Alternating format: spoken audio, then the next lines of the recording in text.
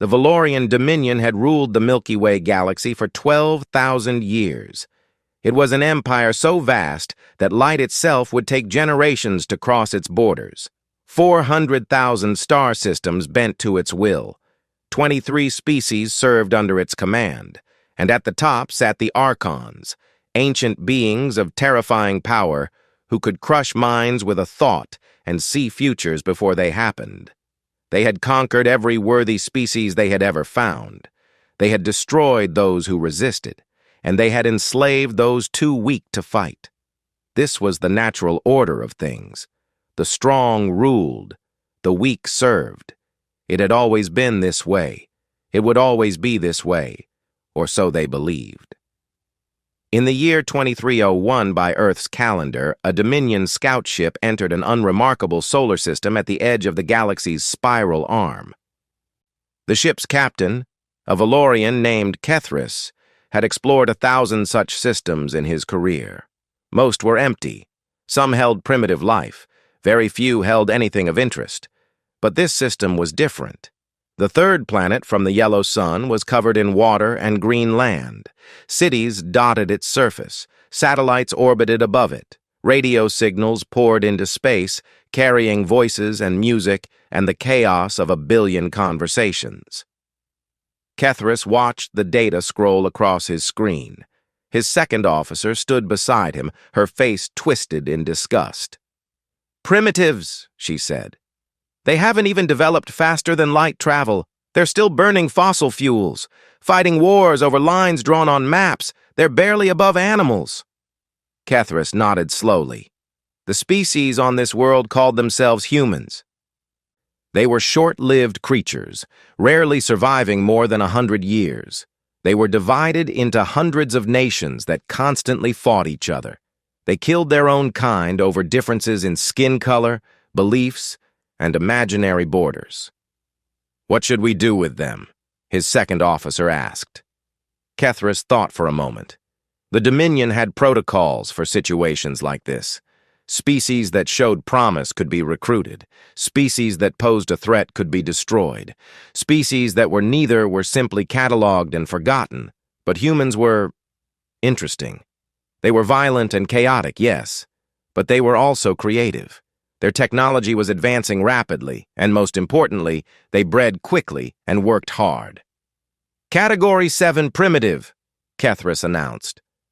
"Suitable for labor integration." He sent his report to the Archon Council. 6 months later, the Dominion fleet arrived at Earth. The humans had no chance. Their nuclear weapons were useless against Dominion shields. Their armies were swept aside like leaves in a storm. Their governments surrendered within a week. Those that didn't were burned from orbit. The Archons looked upon humanity and saw only tools, workers, soldiers, entertainment for their gladiatorial pits. Nothing more. They would come to regret this. The neural compliance system was the Dominion's greatest tool of control. It was a small implant placed at the base of the skull. It connected to the brain and suppressed aggressive thoughts toward Dominion masters. It made slaves obedient. It made resistance impossible. It had been used on dozens of species over thousands of years. Every human received an implant. Children were implanted at birth. Those who tried to remove their implants died screaming as the device triggered a fatal neural cascade. Within a generation, free humans no longer existed. Earth became a breeding world. Humans were raised like livestock, sorted by health and intelligence, and shipped across the galaxy to wherever they were needed.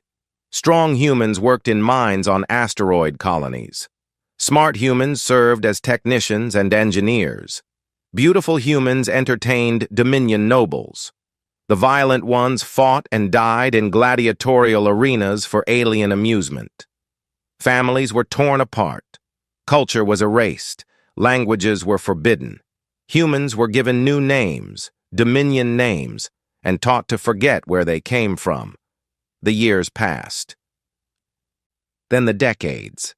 Then the centuries. By the year 2847, humanity had been enslaved for 546 years. Over 11 billion humans were scattered across the Dominion, serving in every corner of the empire. They were so common that most species barely noticed them. They were like furniture, useful, invisible, and easily replaced. But the Archons had made a terrible mistake. They had spread humans everywhere. Humans served on warships. Humans maintained power grids. Humans worked in weapons factories. Humans cleaned the halls of Archon palaces. Humans knew every secret, every weakness, every vulnerability of the empire that had enslaved them. And deep within their implant-controlled minds, some of them remembered. The resistance called itself the Unbroken. It began as whispers between slaves who somehow retained fragments of their identity.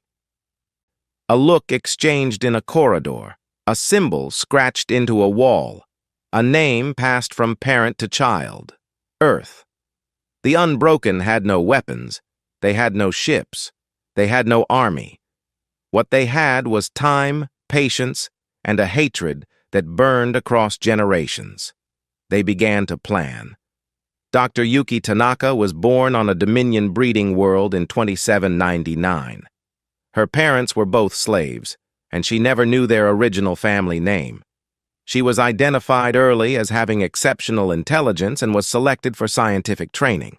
By the age of 30, she worked in one of the Archon's most prestigious neural research laboratories. The neural compliance system was her specialty. She was supposed to improve it, to make it more effective, to ensure that no slave would ever have an independent thought again. Instead, she studied it for a different reason. Yuki had been contacted by the Unbroken when she was 22. A fellow human worker had approached her in a maintenance corridor and spoken words that made her blood freeze. "Do you remember the color of Earth's sky?" Yuki had never seen Earth. No living human had for centuries. But somehow, impossibly, she knew the answer. "Blue," she whispered. "It was blue." The other human smiled. "Then you're one of us." For 8 years, Yuki lived 2 lives. In one life, she was a loyal Dominion scientist, advancing her career and earning the trust of her Archon masters. In the other, she was a key member of the Unbroken, secretly working to crack the code of the neural compliance system. The implants communicated with each other through a quantum frequency network. If someone could broadcast the right counter-frequency on that network, they could disable every implant in the galaxy at once. The technical challenges were enormous. The risk of discovery was constant.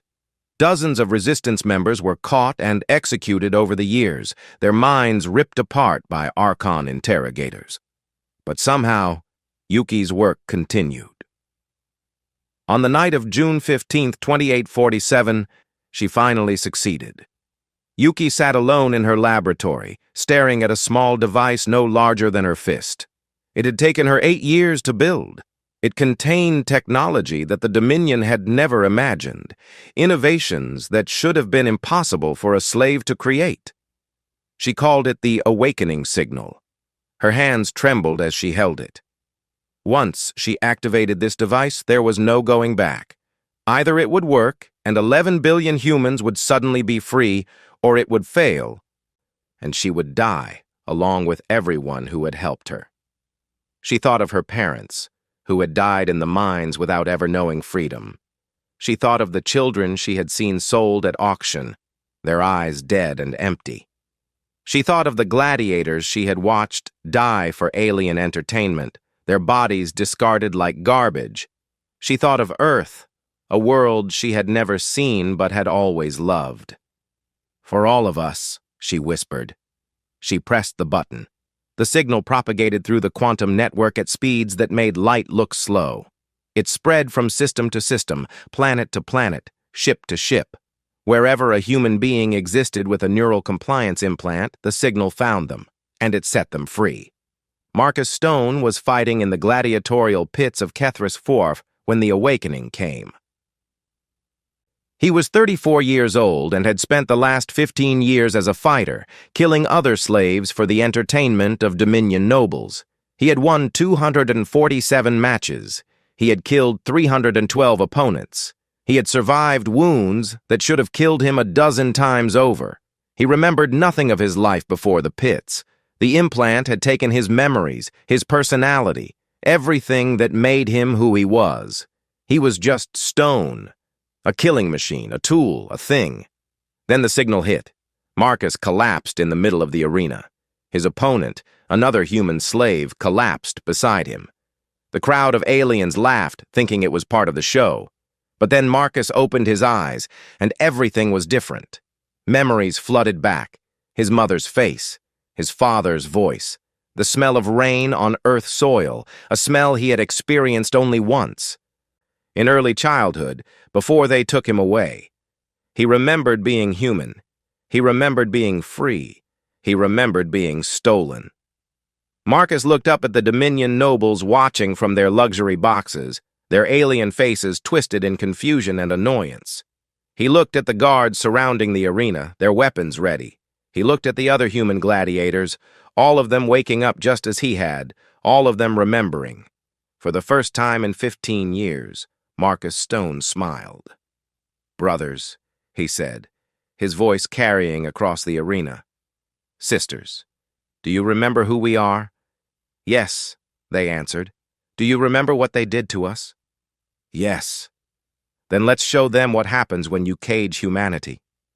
The gladiators turned on their captors. Within an hour, the arena was burning, the guards were dead, and the Dominion nobles were running for their lives. Similar scenes played out across the galaxy. On mining colonies, human workers seized control of equipment and turned it on their overseers. On warships, human crew members overwhelmed their alien officers and took the bridges. On manufacturing worlds, human technicians shut down production lines and began reprogramming combat drones. The Dominion had spent 5 centuries embedding humans into every critical system in their empire. They had never considered what would happen if those humans decided to stop being slaves. Now they found out. The first day of the rebellion was the bloodiest. Dominion security forces responded with overwhelming brutality, killing humans wherever they found them. On some worlds, orbital bombardments wiped out entire cities. On others, poison gas flooded human quarters. 4 billion humans died in the first week. 4 billion. The number was incomprehensible. Entire communities wiped from existence. Families that had endured centuries of slavery suddenly erased. Children who had barely tasted freedom cut down before they could understand what it meant. The Archons thought this would break humanity. They thought that enough death, enough horror, enough suffering would crush the rebellion before it could truly begin. They were wrong. The genocide did not break humanity, it transformed them. The survivors no longer fought for freedom. They fought for vengeance. They fought for the dead. They fought with a fury that transcended reason, that burned away fear, that made death irrelevant. Commander Marcus Stone stood on the burning ruins of the Kethris Arena, surrounded by 200,000 human survivors. They had no fleet. They had few weapons. They were surrounded by 3 Dominion battle groups that had been sent to exterminate them. Marcus looked at his people. Some were gladiators like him. Some were workers, technicians, servants. Some were children, their eyes wide with terror and confusion. All of them were human. All of them were free. All of them were looking to him for guidance. He thought about what to say. He thought about speeches he had heard. Words of inspiration and hope. But in the end, he kept it simple. They wanted soldiers, he said. Let's give them war.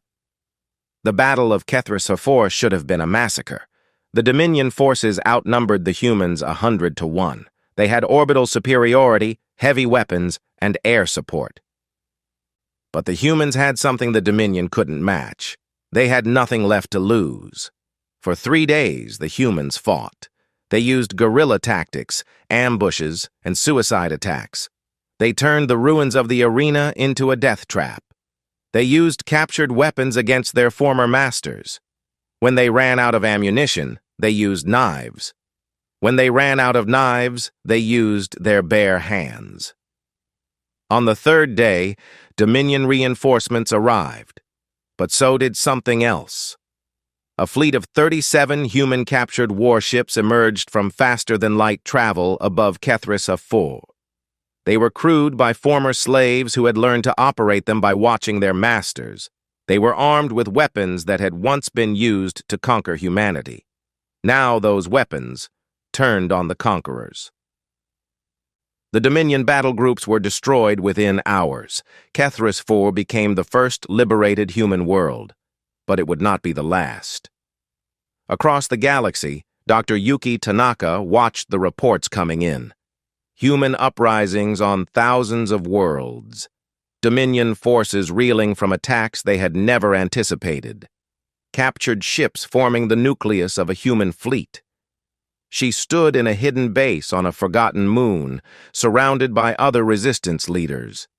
They were scientists, engineers, soldiers, and survivors. The leaders of the unbroken who had worked toward this moment for generations. "It's begun," she said. "There's no going back now. We're either going to win our freedom or die trying." An old man stepped forward. His name was Chen Wei, and he had been leading the unbroken since before Yuki was born. His hands shook with age, but his eyes were sharp and clear. "For 500 years we waited," he said. "We planned. We suffered. We watched our people die in chains, and we never gave up hope." He looked at the star map, showing thousands of points of conflict across the galaxy. "Our ancestors are watching. Let's make them proud." Yuki nodded. She thought of Earth, that blue world she had never seen, and made a silent promise. "We're coming home." The Dominion had ruled for 12,000 years. They had never faced a real threat. They had never known true fear. But as reports of the human rebellion spread across their empire, the Archons began to understand something terrible. They had enslaved a species of survivors, a species of fighters, a species that would rather burn the galaxy to ash than live in chains. They had awakened something they could not control, and now nothing would ever be the same. The quantum signal that freed humanity traveled faster than light itself. It passed through Dominion firewalls like they were not there. It touched every human mind in the galaxy within 17 minutes. And when it was done, the universe had changed forever. Admiral Priya Sharma was standing on the bridge of the Dominion dreadnought Eternal Judgment when her implant went silent. She had served on this ship for 23 years, first as a junior navigator, then as a senior officer, and finally as the ship's primary navigation specialist. The Valorian captain trusted her completely. Why wouldn't he? She had never had an independent thought in her entire adult life. Then the signal came, and Priya remembered everything.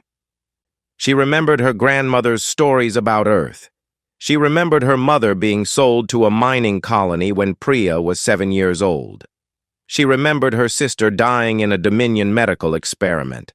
She remembered pretending to be happy while her soul screamed in silent agony.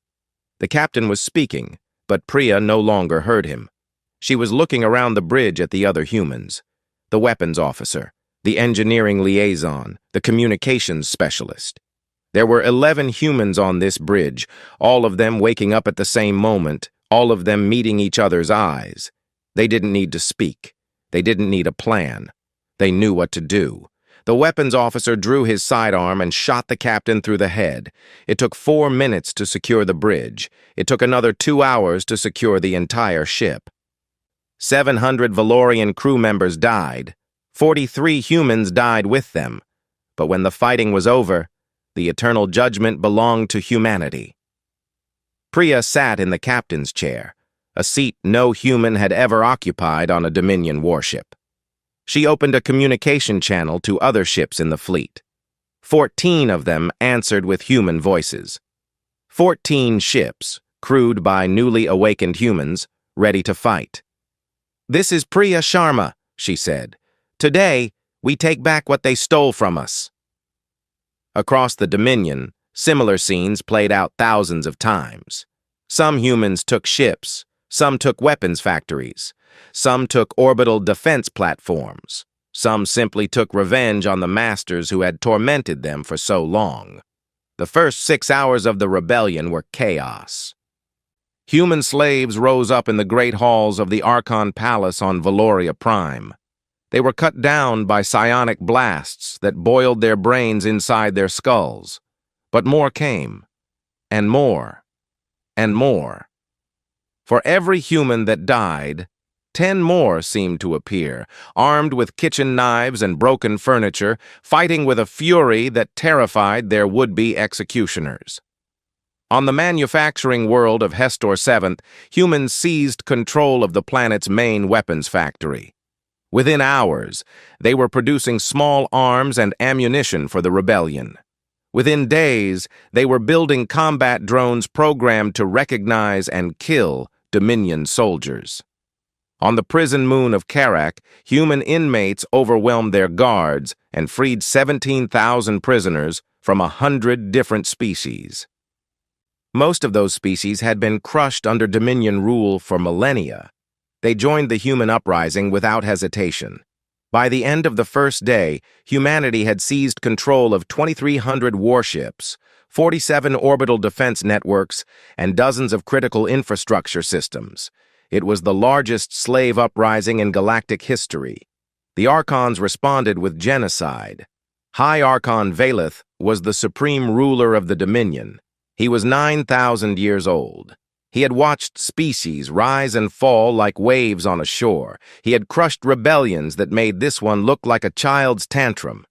He was not concerned. "Eliminate them," he commanded. "Every last one." The order went out across the Empire.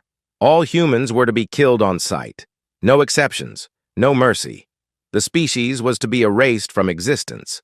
On breeding worlds, Dominion soldiers marched into human quarters and opened fire on families eating their evening meals. On transport ships, human cargo was ejected into space. On colony worlds, orbital bombardments turned human settlements into glass craters. The death toll climbed with horrifying speed. 1 billion dead in the first 3 days. 2 billion by the end of the week. 4 billion within a month. The Archons had killed species before. They had wiped civilizations from the stars without a second thought. They expected humans to break, to surrender, to beg for mercy as so many others had done. But humans were not like other species. Commander Marcus Stone received the reports on Kethris Fu. 4 billion dead. The number was beyond comprehension. It would have broken most beings. It would have crushed their will to fight. For Marcus, it did something else. He gathered his 200,000 survivors in the ruins of the arena where he had once fought for alien entertainment. They stood in silence as he told them the truth. Their families were dead. Their friends were dead. Everything they had known was gone. "They think this will stop us," Marcus said. His voice was calm, but his eyes burned with a rage that seemed to heat the air around him. "They think if they kill enough of us, the rest will surrender. They think we're like the other species they've conquered, weak, cowardly, breakable." He paused, looking out at the faces of his people. Some were crying, some were screaming. Some stood in shocked silence. "They're wrong," he continued. "Every human they kill is another reason to fight. Every child they murder is another debt they owe. Every world they burn is another fire in our hearts." He raised his fist. "We are not going to surrender. We are not going to negotiate. We are going to make them pay for every single life they've taken. And when this is over, the galaxy will know, you do not mess with humanity." The survivors cheered. It was a sound of pain and grief and rage, but also of something else: hope, purpose, unity. The human guerrilla campaign began. Traditional warfare was impossible. The Dominion had more ships, more soldiers, more resources than humanity could ever match in direct combat. So the humans didn't fight directly. They fought dirty. On the agricultural world of Veneth, human workers poisoned the food supplies bound for Dominion military bases. 300,000 soldiers died from tainted rations within a week. On the fortress moon of Korath, a single human engineer overloaded the reactor core, destroying the installation and taking 50,000 Dominion troops with it. She sent a message before she died. For my daughter. On the capital world of Valoria Prime itself, human servants began killing their masters in their sleep. Archon nobles who had lived in perfect safety for centuries now slept in terror, wondering if their human butler or cook or cleaner would be the one to slit their throat. The Dominion had never faced this kind of war. They were used to standing armies, fleet battles, conventional warfare. They didn't know how to fight an enemy that was everywhere and nowhere, that could be any human in any role, that was willing to die as long as they took their enemies with them. Admiral Priya Sharma led the captured fleet in hit-and-run attacks against Dominion supply lines. Her ships would appear from faster-than-light travel, destroy a convoy, and vanish before reinforcements could arrive. In 3 months, she crippled the Dominion's ability to move resources between sectors. Dr. Yuki Tanaka established hidden research bases in the outer rim of the galaxy in systems so remote that the Dominion had never bothered to explore them. There, human scientists worked on new weapons, new technologies, new ways to hurt the enemy. Commander Marcus Stone organized the ground resistance. He trained fighters in guerrilla tactics, sabotage, and asymmetric warfare. He established communication networks between resistance cells across 1,000 worlds. He became the symbol of human defiance, a man who had been a slave and a gladiator, who had killed for alien entertainment, and who now killed for freedom. The other species in the Dominion watched in amazement. The Korthan were a proud warrior race that had been conquered 4,000 years ago. They had tried to rebel 3 times. Each time, the Archons had crushed them utterly. Now they watched humans, a species they had dismissed as weak primitives, doing what they had never managed to do. The Silwari were a species of engineers and builders. They had served the Dominion faithfully for 6,000 years, hoping that loyalty would eventually earn them better treatment. It never had. Now they watched humans take by force what the Silwari had never been given. The Venketh were telepaths, like the Archons, but far weaker. The Archons had used them as servants and spies for millennia, always dangling the promise of freedom that never came. Now they watched humans fight without telepathy, without psionic powers, with nothing but rage and determination. One by one, representatives from these species began reaching out to the human resistance. The first to make contact was a Korthan warrior named Thrakos. He met with Commander Stone on a devastated human colony, surrounded by the bodies of those who had died in a Dominion attack. "Why?" Thrakos asked. "You were slaves for 500 years. You had no weapons, no ships, no power. What made you think you could defeat the Dominion?" Stone looked at the Korthan with eyes that had seen too much death. "Because we had no choice. Because death was better than living on our knees. Because—" He paused, searching for words. "Because humans don't know how to give up. It's not in our nature. You can beat us down, burn our cities, kill our children, and we'll still fight. We'll fight with our last breath. We'll fight until there's nothing left of us. That's who we are." Thrakos was silent for a long moment. Then he nodded. "The Korthan tried to rebel against the Dominion 3 times. Each time we failed because we fought alone. Perhaps—" He hesitated. "Perhaps we should not be alone anymore. Are you offering an alliance?" "I'm offering my sword," Thrakos said, "and the swords of every Korthan who still remembers what freedom feels like." Similar conversations happened across the galaxy. The Silwari offered their engineering expertise. The Venketh offered their intelligence networks. A dozen other species, all of them oppressed, all of them suffering, all of them inspired by humanity's impossible stand, offered whatever they could.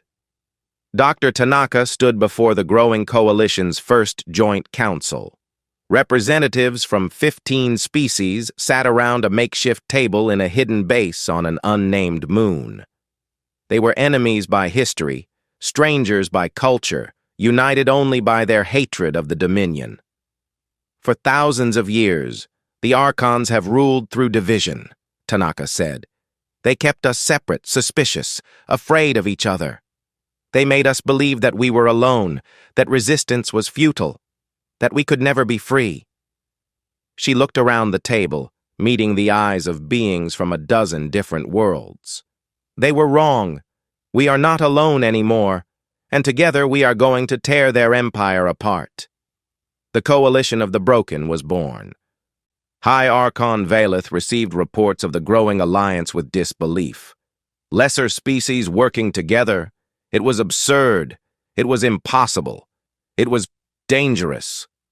For the first time in centuries, Valeth felt something he barely recognized: concern. These humans were not behaving like any conquered species he had ever encountered. They were not breaking. They were not surrendering. They were getting stronger. He called a meeting of the Archon Council, the 12 most powerful beings in the Dominion. The human pestilence has spread further than anticipated, he announced. They have formed alliances with other disloyal species. They have captured ships and weapons. They have established bases beyond our reach. His voice hardened. This ends now. The council discussed options: more troops, more ships, more orbital bombardments. But nothing had worked so far. The humans adapted to everything. They turned every attack into a recruitment tool, every massacre into a rallying cry. Finally, Archon Vethris spoke. She was the oldest of the council, 12,000 years old, and she had not spoken in a meeting for centuries. "These creatures are more dangerous than we realized," she said. "We have made them desperate. Desperate beings are unpredictable. We cannot defeat them through conventional means." "What do you suggest?" Valeth asked. "The extinction fleet," Vethris replied. "We gather every ship we can spare, 200,000 vessels. We find their hidden bases. We find their homeworld, and we burn everything. Leave nothing alive, no survivors, no refugees, no memory that they ever existed." The council was silent. The extinction fleet had been used only twice in Dominion history. Both times, entire species had been erased from existence. Valeth nodded slowly. "Begin preparations." As the Archons planned humanity's extinction, Marcus Stone stood on the bridge of a captured cruiser, watching the stars. Beside him stood Admiral Sharma, Dr. Tanaka, and Thrakos of the Korthan. "Intelligence reports that the Dominion is gathering a massive fleet," Sharma said. "We don't know where they're going to strike, but it's going to be big." "Let them come," Stone said quietly. "We knew this was coming. We knew they would try to destroy us completely." "Can we win?" Tanaka asked. Stone turned to face them. His face was scarred from years in the gladiatorial pits. His eyes were tired from months of constant fighting, but there was no fear in his expression. No doubt. "I don't know if we can win," he admitted, "but I know this. We will make them bleed for every step. We will make them pay for every life they've taken. And even if they destroy us, the galaxy will remember. They'll remember that humans stood up, that humans fought back, that humans refused to die quietly." He looked out at the stars again. "And maybe, just maybe, that will be enough to inspire the next species they try to enslave. Maybe our fight will light a fire that even the Archons can't extinguish." Sharma nodded. "Then we better start preparing. If they're bringing everything they have, we need to be ready." "We'll be ready," Stone said. "We've been ready for 500 years. The war for the galaxy had truly begun. At the edge of the galaxy, far from any Dominion patrol routes, there was a dead system. Its star had burned out millions of years ago. Its planets were frozen rocks drifting in eternal darkness. Nothing lived there. Nothing had ever lived there. The Dominion had charted it once, marked it as worthless, and forgotten it existed. This was where humanity built its war machine. The Exodus shipyards started as a single captured freighter hiding in the shadow of a frozen gas giant. Within 6 months, it had grown into the largest military construction facility in the Outer Rim. Ships arrived constantly.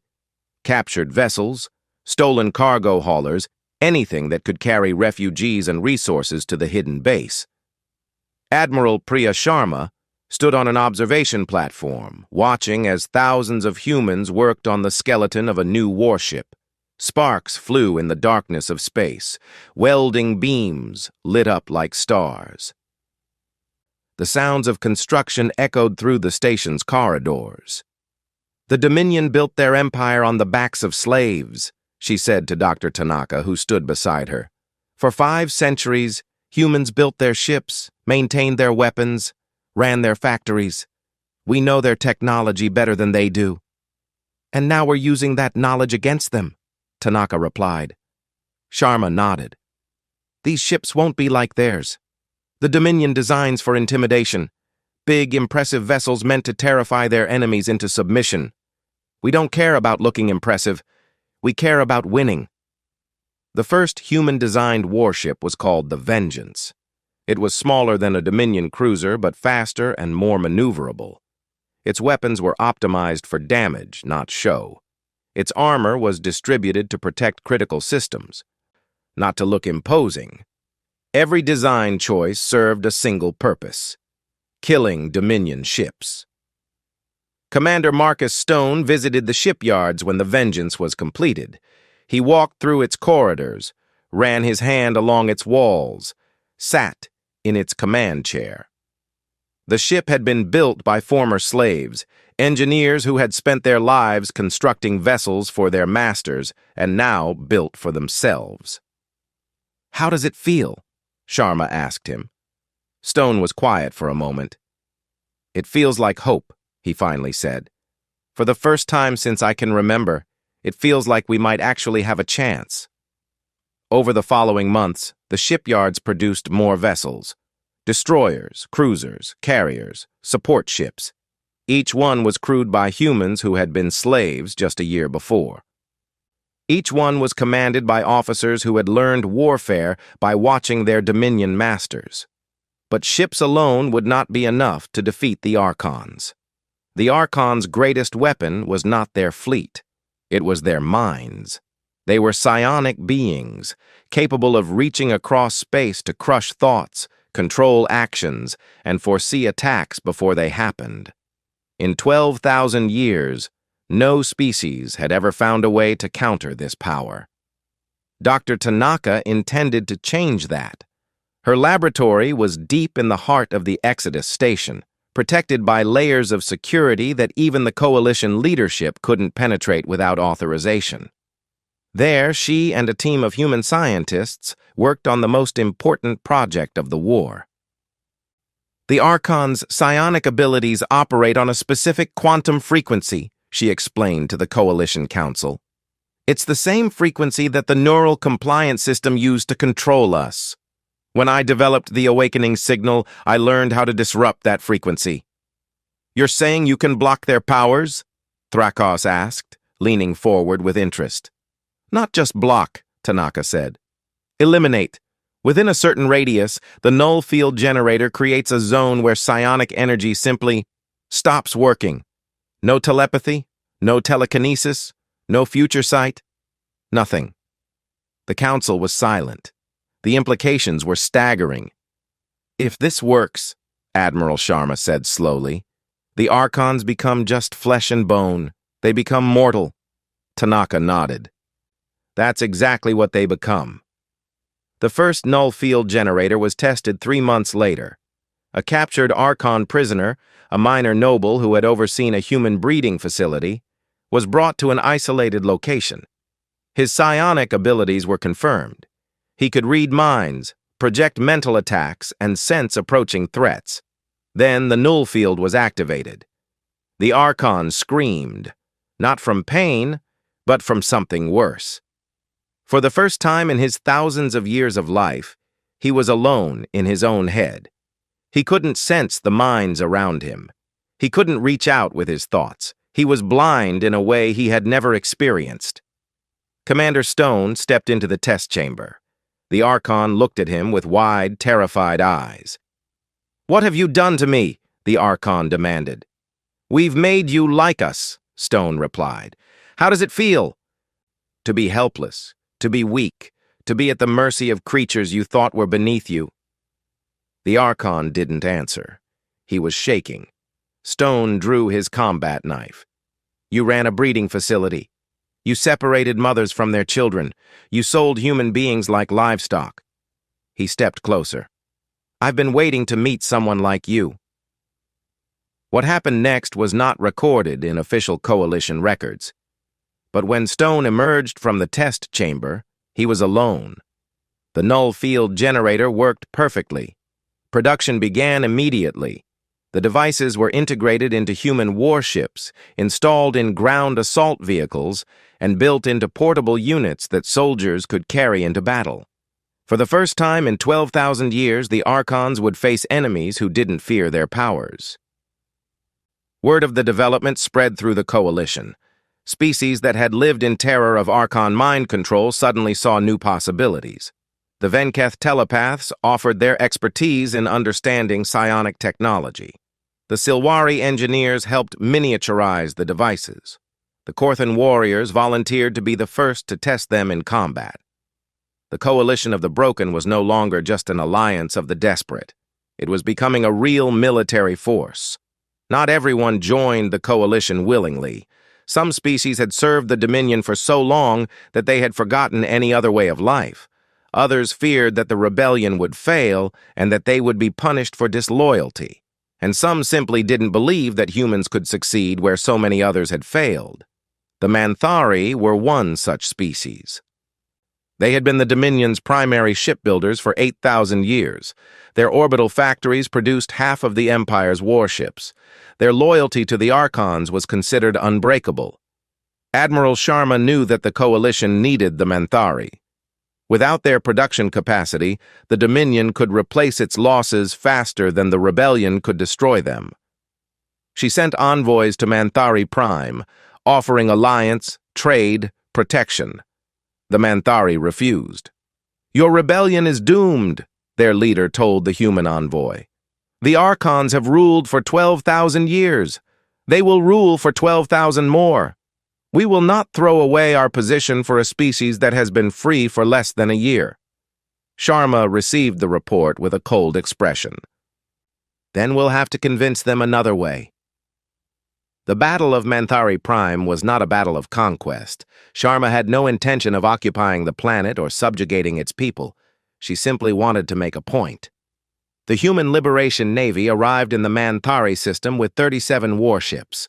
The system was defended by over 100 Dominion vessels, many of them crewed by Manthari officers who had served the Empire loyally for generations. "This is Admiral Priya Sharma of the Human Liberation Navy," she broadcast to the system. "We are not here to fight you. We are here to show you what we are capable of." The Dominion fleet attacked. It was a conventional engagement, the kind of battle they had fought and won countless times before. Their ships formed into standard combat formations. Their commanders issued standard tactical orders. Sharma had studied Dominion tactics for 20 years. She knew exactly what they would do before they did it. The human fleet split into 3 groups. The first engaged the Dominion head-on, drawing their attention and fire. The second circled around to hit their flanks. The third vanished into faster-than-light travel, emerging moments later directly behind the enemy formation. The Dominion fleet was caught in a crossfire. Their formations broke apart. Their commanders panicked. Their communications dissolved into chaos. In 3 hours, the human fleet destroyed 47 Dominion warships and captured 12 more. Human losses were 4 ships destroyed and 7 damaged. When the battle was over, Sharma opened a channel to Manthari Prime again. "We did not come here to conquer you," she said. "We came to show you that the Dominion is not invincible, that the Archons can be defeated, that freedom is possible." She paused. "When you're ready to join us, we'll be waiting." Within a month, Manthari engineers began secretly supplying the Coalition with ship components and technical data. Within 6 months, the entire Manthari government had defected to the rebellion. The Coalition grew stronger every day. More ships, more soldiers, more resources, more allies. What had begun as a desperate uprising was becoming a genuine threat to the most powerful empire in galactic history. High Archon Valeth watched the Coalition's growth with growing alarm. His advisors brought him reports of battles lost, systems falling, species defecting. Every solution he tried seemed to make things worse. He increased military spending, but that strained the economy. He conscripted more soldiers, but they deserted to the rebellion. He ordered crackdowns on dissent, but that only created more rebels. And everywhere, always, there were the humans. They were the heart of the Coalition. They provided its leadership, its strategy, its relentless will to fight. Other species joined because of them. Other species fought because of them. Somehow, a species that had been slaves just a year ago had become the symbol of resistance for the entire galaxy. "They should have been broken," Valeth told his council. "We killed billions of them. We destroyed their worlds. We slaughtered their children. Any other species would have surrendered." "Perhaps," Archon Vethris suggested, "that is precisely why they fight so hard. They have nothing left to lose. Every atrocity we commit only strengthens their resolve." "Then we must commit the ultimate atrocity," Valeth replied. "The extinction fleet is ready. 200,000 warships.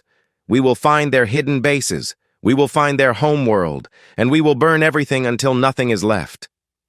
"Where will you strike first?" Vethris asked. Valeth's eyes gleamed with ancient malice. "Earth, the world they came from, the world they dream of returning to.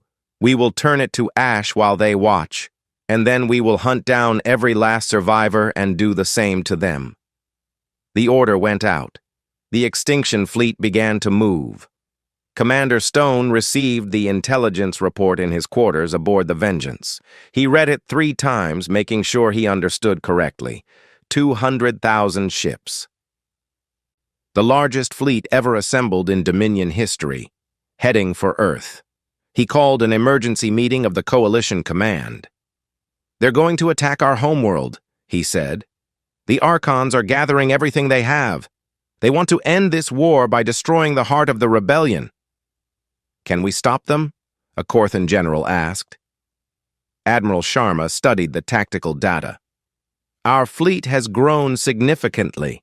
We have 12,000 combat-capable vessels, but 12,000 against 200,000. She shook her head. "Those are not good odds." "Then we'll have to fight smarter," Stone said.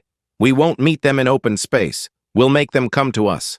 We'll use Earth's defenses, the asteroid belt, the gas giants, everything we can." "It still might not be enough," Sharma said quietly. "It has to be enough," Stone replied. "Earth is more than just a planet. It's a symbol. It's the world our ancestors came from. It's the dream that kept us going through 5 centuries of slavery. If we lose Earth, we lose more than territory. We lose hope." Dr. Tanaka stepped forward. "Then we better make sure we don't lose." The Coalition began preparing for the greatest battle in human history. Ships were recalled from across the galaxy. Soldiers were mobilized. Weapons were stockpiled. The Exodus shipyards worked around the clock, producing as many vessels as possible before the extinction fleet arrived. On every human world, on every Coalition base, on every ship and station where humans lived, they prepared for war. Not a war of liberation anymore. A war of survival. Admiral Sharma looked out at the stars from the bridge of her flagship, the HLN Prometheus. Somewhere out there, the largest fleet ever assembled was coming to destroy everything she loved. "We've come so far," she said to herself. "From slaves to warriors, from victims to fighters. We've done the impossible." She clenched her fist. "And we'll do it again." The Battle of Saul was coming, and humanity would either triumph or be erased from the universe. Either way, they would make sure the galaxy never forgot them. Earth hung in the darkness of space like a blue jewel against black velvet. It had been over 5 centuries since humans had walked freely on its surface. The great cities of the past were ruins, overgrown with vegetation. The oceans were still blue. The clouds still drifted across its face. But the world that had given birth to humanity was a shadow of what it had once been. Admiral Priya Sharma stood on the bridge of the HLN Prometheus, watching her homeworld through the viewport. Behind her, 12,000 human and coalition warships had formed a defensive perimeter around the Sol system. It was the largest fleet humanity had ever commanded. It would not be enough. "Final report from long-range sensors," her tactical officer announced. "The extinction fleet has entered the outer edge of the system. 217,000 vessels confirmed. They'll reach weapons range in approximately 14 hours. Sharma nodded slowly. 17-1 odds. In any conventional battle, those numbers meant certain defeat. But this was not going to be a conventional battle. "All ships. This is Admiral Sharma," she broadcast to the fleet. "In 14 hours, the largest enemy force in galactic history will arrive at our doorstep. They've come to destroy our homeworld. They've come to end our species. They think they're going to win." She paused, letting the words sink in. "They're wrong. We've been preparing for this moment for generations. Our grandparents dreamed of this day. Our parents fought and died hoping we would see it. And now, we stand between the Archons and everything we love. We stand between tyranny and freedom. We stand between death and life." Her voice hardened. "They outnumber us. They always have. They had more ships when they invaded Earth 500 years ago. They had more soldiers when they put collars around our necks. They had more power when they murdered billions of our brothers and sisters. But we're still here. We're still fighting. And we're not going to stop until the last human draws their last breath." Across the fleet, humans cheered. Korthan warriors pounded their fists against their chests. Silwari engineers gripped their tools like weapons. The coalition had come to Sol not because they thought they would win, but because they knew they couldn't abandon humanity when it needed them most. "All ships, begin final preparations," Sharma ordered. "Today, we show the galaxy what happens when you threaten Earth." Commander Marcus Stone was not on the Prometheus. He was on a smaller ship, a specially modified assault cruiser called the Final Argument. Its purpose was not fleet combat. Its purpose was something far more dangerous. "We've reviewed the intelligence 3 times, Dr. Tanaka said, appearing on his screen. "The High Archon's flagship, the Throne of Eternity, will be at the center of the extinction fleet. It's the most heavily defended position in the entire formation." "I know," Stone replied. "Marcus, this is essentially a suicide mission. Even with the null field generators, even with our best soldiers, the chances of reaching Valith—" "I know," Stone repeated. He turned to face her image. "For 500 years they've ruled us through fear. The Archons aren't just military leaders, they're symbols. As long as Valith lives, as long as any Archon lives, species across the galaxy will believe they're unstoppable. We need to prove them wrong." Tanaka was quiet for a moment. "You don't have to be the one who does it." Stone smiled, though there was no humor in it. "Yes, I do. I was a gladiator. I killed other slaves for their entertainment. I have a lot of debts to pay." He looked at his hands, hands that had taken hundreds of lives in the arena. "Maybe this is how I pay them. Marcus, take care of our people, Yuki. Whatever happens today, make sure someone survives to tell the story." He cut the transmission before she could respond. The extinction fleet entered the Sol system like a tide of death. 200,000 warships, arranged in perfect formation, their hulls gleaming with the reflected light of humanity's sun. At their center flew the Throne of Eternity, a ship so massive it could be seen from Earth's surface with the naked eye. High Archon Valeth stood on his command platform, watching the human fleet through the viewport. They had arranged themselves in a defensive formation around Earth, using the planet itself as a shield against certain angles of attack.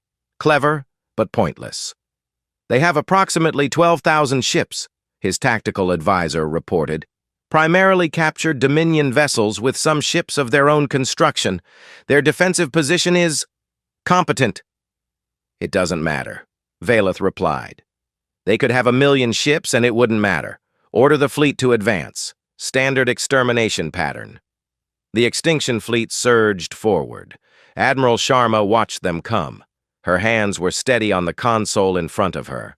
Her heart was steady in her chest.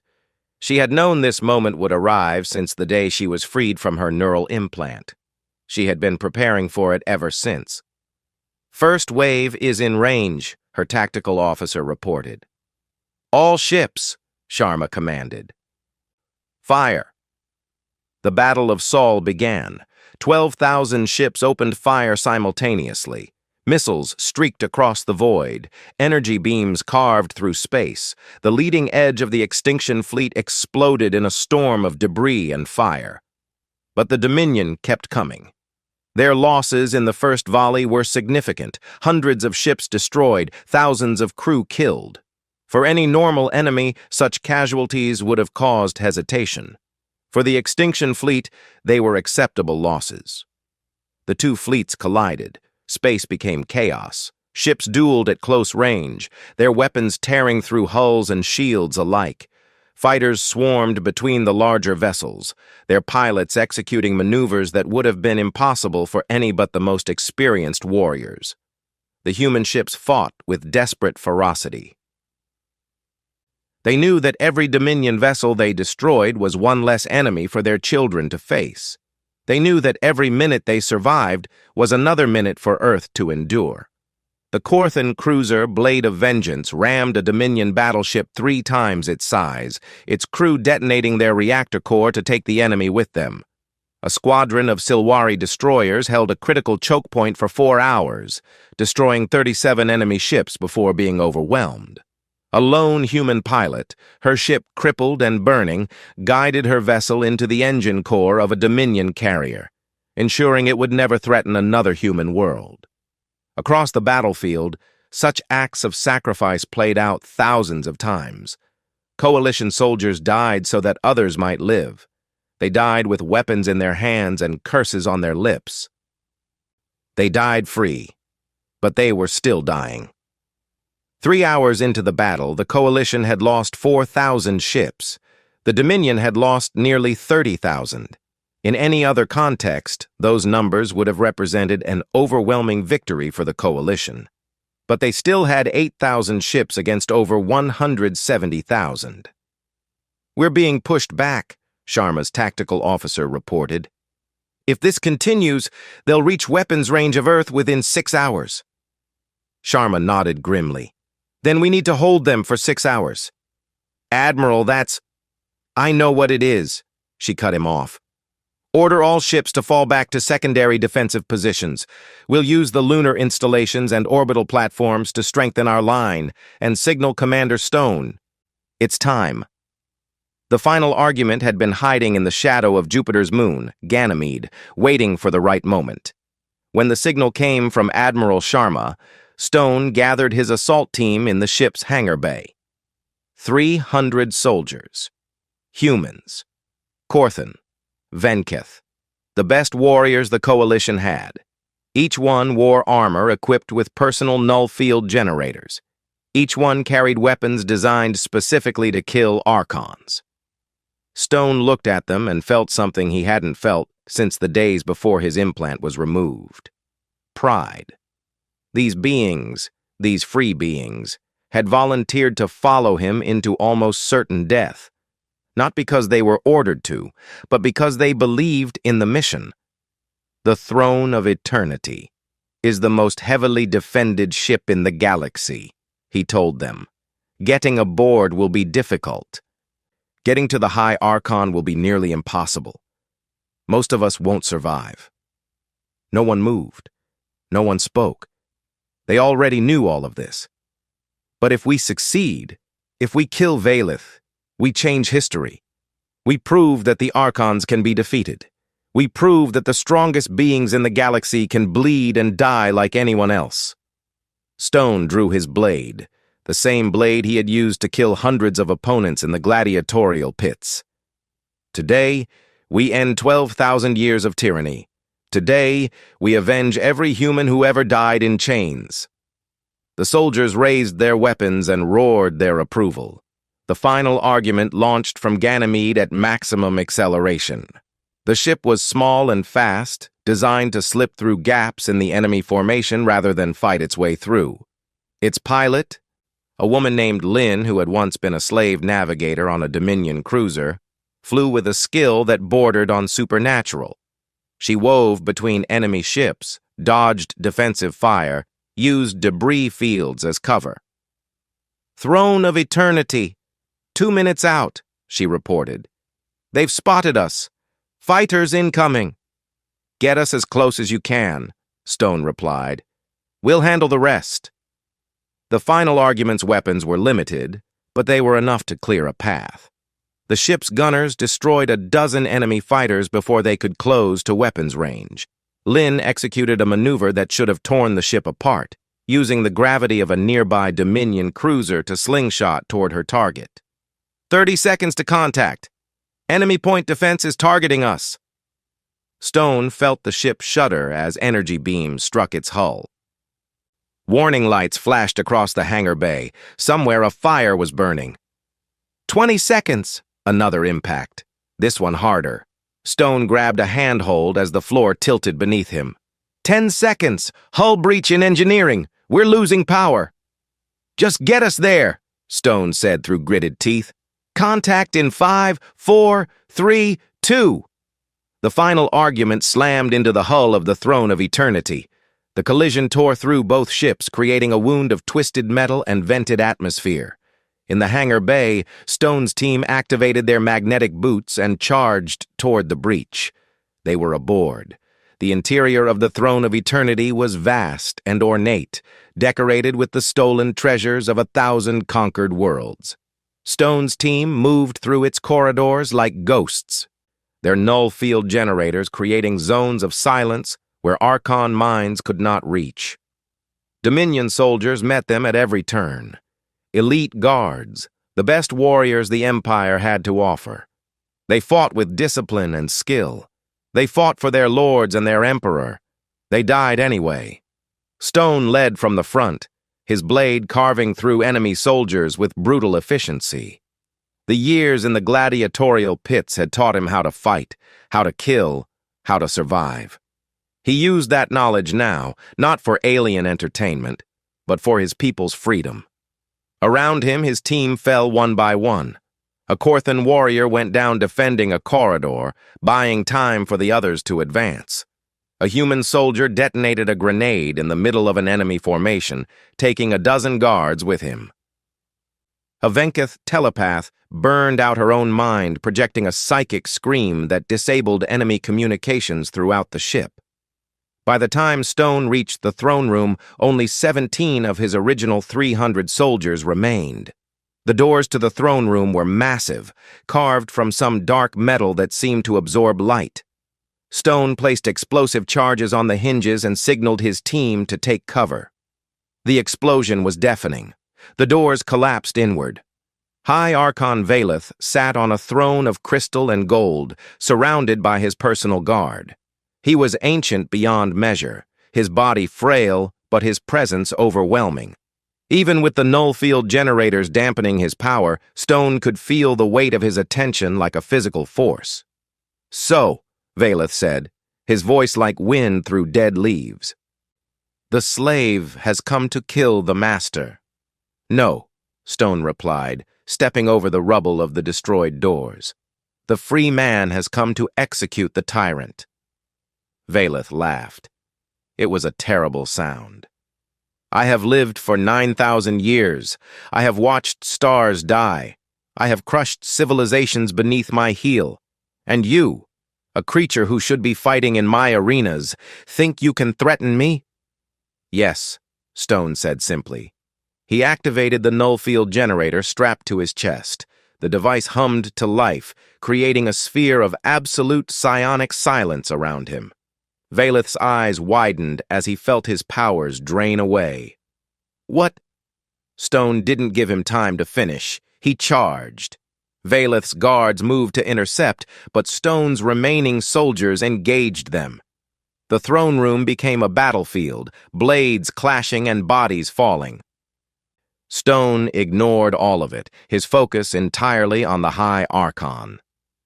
Veleth was old, but he was not helpless. He drew a sword from his throne, an ancient weapon that had killed countless enemies over millennia. Even without his psionic powers, he was still a trained warrior. They fought. Stone was faster. Veleth was more experienced. Stone had youth and rage. Veleth had centuries of skill. Their blades clashed again and again, sparks flying in the dim light of the throne room. "Why do you fight so hard?" Veleth asked between strikes. "Your species is broken. Your worlds are burned. Your people are dying in the void outside this ship. What do you hope to accomplish?" "Freedom," Stone replied, pressing his attack. "Something you wouldn't understand." Veleth's sword caught Stone's blade, twisting it aside. The Archon's counterattack opened a wound across Stone's ribs. Blood flowed. Pain followed. "Freedom is an illusion," Veleth said. "There are only masters and slaves. It has always been this way. It will always be this way." Stone fell back, one hand pressed against his wound. He was losing blood. His vision was beginning to blur. "You're wrong," he said. "That's the thing about humans. We'd rather die fighting than live on our knees." He launched himself at Veleth with everything he had left. The High Archon raised his sword to block. Stone's blade met his in a shower of sparks. But this time, Stone didn't try to overpower him. He let his sword slide along Veleth's blade, guiding it aside, and then he stepped forward and drove his knife, a small, hidden blade he had carried since his days in the arena, into Veleth's heart. The High Archon looked down at the weapon in his chest with an expression of pure disbelief. "Impossible," he whispered. "No," Stone replied. "Inevitable." Veleth crumpled. 9,000 years of life ended in a moment. The ruler of the greatest empire in galactic history died on the floor of his own throne room, killed by a former slave. The remaining Dominion guards stared in shock. Their emperor, their god, was dead. Stone's surviving soldiers wasted no time. They cut down the guards before they could recover, securing the throne room. "Commander," one of them reported, "what are your orders?" Stone looked at the body of Veleth. He felt empty. All the rage, all the hate, all the desire for vengeance, it was gone. In its place was something quieter. Satisfaction. Peace. "Broadcast a message to the extinction fleet," he said. "Tell them their emperor is dead. Tell them the war is over." "Will they believe us?" Stone picked up Veleth's sword, the weapon of the High Archon, the symbol of Dominion power for 12,000 years. "Show them his body. They'll believe." The transmission went out across the battlefield, an image of the dead High Archon lying on the floor of his throne room, surrounded by human soldiers. The effect was immediate. Some Dominion ships surrendered immediately. Others fled. Still others continued fighting, unable or unwilling to accept what had happened. But the unified force of the extinction fleet, the unstoppable tide of death that had been about to overwhelm Earth, shattered into fragments. Admiral Sharma watched the enemy formation break apart and felt tears running down her face. They had done it. Against all odds, Against all reason, they had done it. "All ships," she broadcast, her voice shaking. "Press the attack. Finish this." The Battle of Sol raged for another 8 hours, but the outcome was never in doubt. Without leadership, without coordination, the extinction fleet was destroyed piece by piece. When the last enemy ship fled into faster-than-light travel, the surviving coalition forces gathered above Earth. Of the 12,000 ships that had entered the battle, fewer than 4,000 remained. Over 2 million coalition soldiers had died, but Earth still floated in space, blue and beautiful and free, and humanity had won. The news of High Archon Valeth's death traveled across the galaxy at the speed of light. Quantum communication networks carried the image of his body lying on the floor of his throne room. Video footage showed human soldiers standing over the corpse of the most powerful being the galaxy had ever known. Within hours, the Dominion began to crumble. On Valoria Prime, the remaining Archons sealed themselves in their ancient citadel, protected by shields that could withstand a planetary bombardment. They refused all communication, all negotiation, all contact with the outside world. The empire they had built over 12,000 years was dying, and they chose to hide rather than face it. Without the Archon's leadership, the Dominion's military command structure collapsed. Fleet admirals who had received orders through psionic links suddenly found themselves cut off. Generals who had relied on Archon's strategic guidance were left without direction. Some tried to continue fighting. Most didn't know what to fight for. The vassal species saw their opportunity. On 100 worlds, the oppressed rose up against their masters. The Korthan, freed from coalition service, returned to their homeworld and tore down every symbol of Dominion rule. The Silwari seized control of the orbital factories they had built and operated for millennia. The Venkith, their telepathic powers no longer suppressed by Archon oversight, began rebuilding their own culture for the first time in 6,000 years. Everywhere the message was the same. The Dominion is fallen. The humans defeated them. We are free. Admiral Priya Sharma stood on the bridge of the Prometheus, watching reports come in from across the former empire. Her ship was battered, hull breaches sealed with emergency patches, weapons systems barely functional, crew exhausted beyond measure. But they had survived. Earth had survived. "Ma'am," her communications officer said, "we're receiving surrender requests from 17 Dominion fleet elements. They want to know our terms." Sharma was quiet for a moment. For her entire life, she had dreamed of this moment.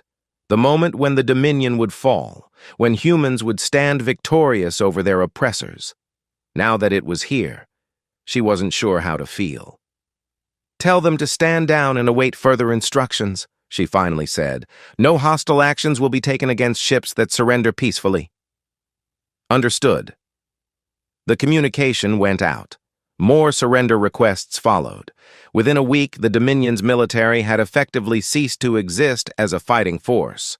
But winning the war was only the beginning. Now came the harder part, deciding what to do with the peace. The coalition leadership gathered on a repaired station orbiting Earth. Representatives from every member species were present.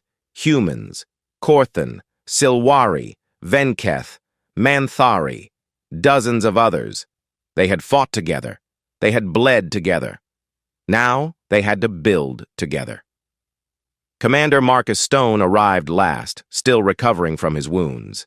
He had spent 3 weeks in a medical bay, his body healing from the damage sustained in his duel with Valeth. Dr. Tanaka had told him he was lucky to be alive. He had replied that luck had nothing to do with it. "The Dominion controlled 400,000 star systems," Admiral Sharma said, addressing the assembly. "Most of them have been left without governance. Former Dominion military units are scattered across the galaxy, some still fighting, some surrendering, some simply lost. Trillions of beings who lived under Archon rule need to know what happens next." She paused, looking around the room. "We have a choice to make. We can become the new conquerors. Take the Dominion's place, rule the galaxy as they did. We have the military power, we have the reputation. No one would be able to stop us." Murmurs rippled through the assembly. Some voices supported this idea. The galaxy had always been ruled by the strong. Why shouldn't it be humanity's turn? Or, Sharma continued, we can do something different. We can build something that has never existed before. A galaxy where species are free to govern themselves. A galaxy where alliances are voluntary, not forced. A galaxy where no one wears a neural collar or fights in a gladiatorial pit. Idealistic, a Corthan general growled. The galaxy has always been ruled by force. Remove the Archons, and someone else will rise to take their place. Better it be us than some new tyrant. That's exactly what the Archons believed, Stone said quietly. Everyone turned to look at him. They thought they were the only ones capable of ruling, Stone continued. They thought the lesser species needed to be controlled. They thought that without their guidance, the galaxy would fall into chaos. He shook his head. They were wrong. And if we follow their path, we'll be wrong too. He stepped forward, facing the assembly. I've killed more beings than I can count. In the arena, in the rebellion, in the war. I've seen what happens when power is used to dominate. It creates slaves and masters, victims and oppressors. It creates a cycle of violence that never ends. He looked at his hands, hands that had taken so many lives. We have a chance to break that cycle, not because we're weak, because we're strong enough to choose a different path. The debate continued for hours. Species who had suffered under Dominion rule wanted revenge. Species who had collaborated with the Dominion wanted protection. Species who had been caught in the middle just wanted peace. Dr. Tanaka spoke last. When I created the awakening signal, she said, I didn't do it for revenge. I did it because I believed humans deserved to be free. Not to rule over others, but to live their own lives on their own terms. She looked around the room. Every species in this room has been oppressed. Every species has suffered. If we use that suffering as an excuse to oppress others, we haven't learned anything. We've just become the next generation of tyrants. She paused. I say we build something better. Not because it will be easy, it won't be. Not because it will succeed. It might not. But because it's right. And because if we don't try, the Archons will have won after all. The vote was close. But in the end, the coalition chose freedom. The Terran Covenant was signed 6 months after the Battle of Sol. It established a new order in the galaxy, not an empire but an alliance of free worlds.